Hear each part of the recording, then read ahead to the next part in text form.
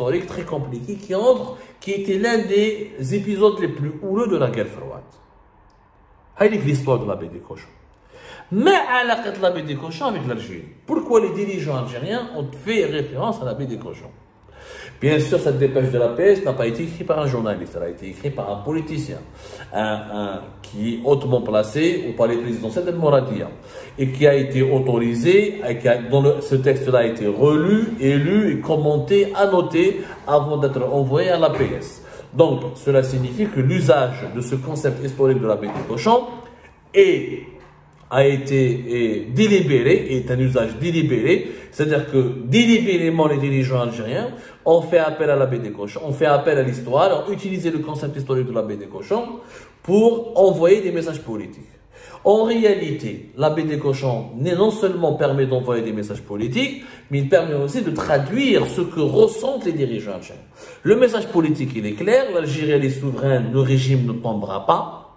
Et si le régime algérien doit tomber, il lui faudra des interventions militaires depuis l'étranger. Et l'Algérie pourrait résister, comme la Cuba de Fidel Castro, aux interventions militaires soutenues depuis l'étranger. Et que l'Algérie, elle fait référence à Cuba, qu'elle est même prête à subir des sanctions économiques, ou là des sanctions financières, ou là des sanctions internationales, pour maintenir en vie son régime politique, si ce régime politique ne fait pas l'affaire de certaines puissances mondiales, comme les puissances européennes ou occidentales, notamment comme la France. C'est ça le message politique. Les dirigeants algériens, ils ont voulu faire croire, ou là, ils ont voulu faire dire, ou là, ils ont voulu envoyer un message, ils ont voulu expliquer aux services secrets les Français, parce que les dirigeants algériens estiment que les services secrets français c'est leur ennemi, et ça mériterait une émission, on devrait l'expliquer pourquoi, mais tout à l'heure je vais vous dire pourquoi. Ils veulent expliquer aux services secrets français que Houma, ils sont prêts à devenir le Cuba de l'Afrique du Nord ou là du Maghreb. D'ailleurs, c'est quand même ce rapprochement, l'exploitation de cet épisode historique de la baie des cochons, il quand même intervient au moment où l'Algérie en 2022 a poursuivi, a renforcé énormément ses relations avec le régime cubain à travers des nouveaux accords de coopération économique et politique. Il y avait déjà de très bonnes relations historiques entre l'Algérie et Cuba. Durant le règne de Bouteflika, il y avait d'excellentes relations. Mais Tebboune veut se rapprocher, il a fait beaucoup de gestes à l'égard de Cuba. On a offert une centrale solaire, on a fait un nouvel accord pour leur donner des carburants et du pétrole. Il y a même des aides financières qui ont été promises par l'Algérie à Cuba. Le régime Tebboune s'identifie au régime cubain. Et le régime Tebboune rêve d'avoir la même survie politique que celle du régime cubain.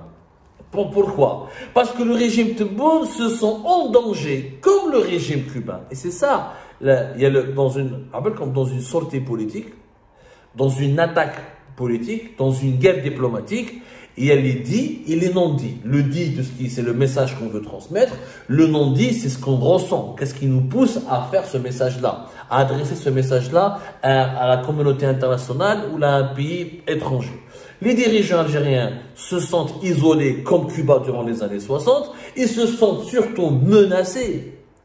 En réalité, l'usage du concept historique de la baie des cochons renvoie vers une peur profonde qui anime les dirigeants algériens. Les dirigeants algériens ont peur d'une intervention depuis l'étranger pour provoquer leur chute.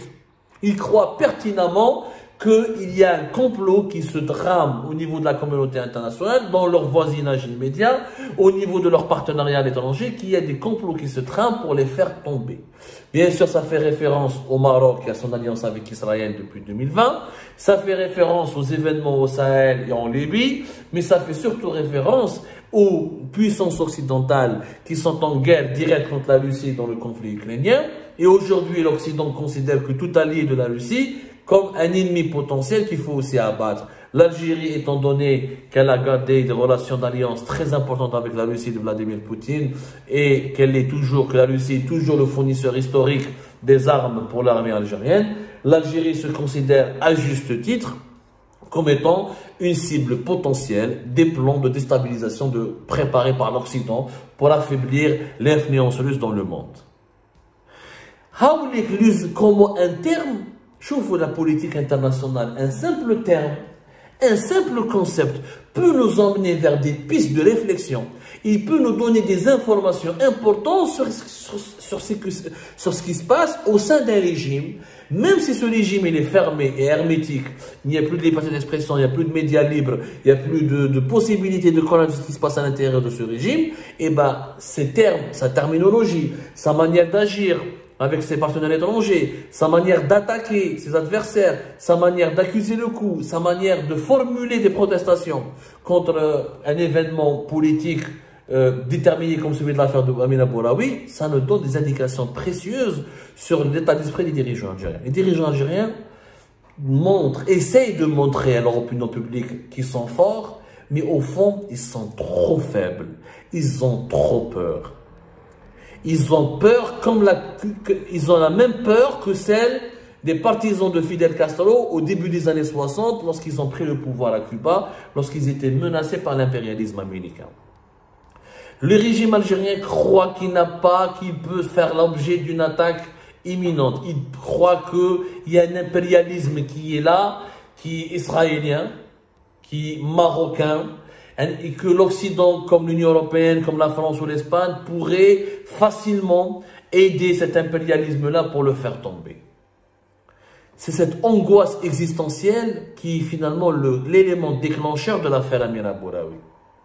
Et نحكوا على les services secrets français وعلاش يخافوا وعلاش كاين مشكل مع les services secrets français. Alors حكيناها البارح dans plusieurs émissions que les services secrets français, à leur tête Bernard Rémier, ex-ambassadeur de France à Alger, a été honoré et accueilli comme un partenaire de confiance et comme un partenaire fiable par l'Algérie lors de la fameuse réunion à la résidence présidentielle de Tipaza du 26 août 2022 en présence des deux chefs d'État Emmanuel Macron et Abdelmadjid Tebboune. Sur la DGSE, les problèmes avec l'Algérie, on reviendra sur cet épisode plus tard. Mais c'est très important de comprendre que les dirigeants algériens ont deux états d'esprit. Un, ils ont peur de faire l'objet d'une opération internationale qui causerait leur chute. Et de deux, ils se considèrent de facto en guerre parce que pour eux, il n'y a qu'un plan de déstabilisation qui viendrait de l'étranger qui pourrait provoquer leur chute. Étant donné qu'ils croient que le peuple algérien, après la réforme du Hirak, est définitivement acquis et qu'il ne pourrait pas y avoir de mouvement de protestation majeur en Algérie s'il n'est pas alimenté depuis l'étranger pour déstabiliser le régime. Voilà ce que nous renseigne. Bedlou les couleurs dans les avions, ou ils les ont repeints aux couleurs de l'opposition cubaine, ou d'ailleurs une radio. À l'époque, il n'y avait pas d'internet, il n'y avait pas de Facebook, il n'y avait pas de réseaux sociaux. Je pense que c'était la radio Swan à l'époque, si je ne me trompe pas. À la radio, elle commençait à diffuser des fake news, des mensonges. Elle faisait de la manipulation de masse pour convaincre les Cubains à se sortir dans les rues et à faire une contre-révolution. Ils ont annoncé la mort du frère de Fidel Castro. Ils ont voulu pousser les Cubains, et notamment les militaires cubains, à se révolter de l'intérieur, en attendant que les rebelles cubains qui ont la baie des cochons, ils commencent à grignoter du terrain, ils diront une zone d'autonomie. Les rebelles vont demander l'aide des États-Unis, les États-Unis vont les aider militairement avec des bombardements pour gagner la guerre et pour préparer une guerre et gagner la guerre.